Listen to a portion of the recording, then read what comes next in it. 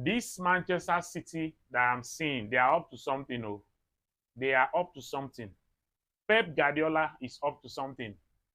Look at the way Manchester City, they have been crawling like tortoise.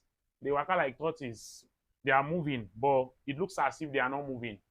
But just come on your eyes small before you know, you will see them far away. For you to see Manchester City 2 points behind Arsenal, problem deal. Arsenal, you need to watch your back.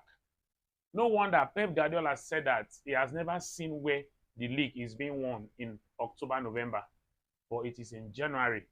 From this Christmas to January is going to be very crucial.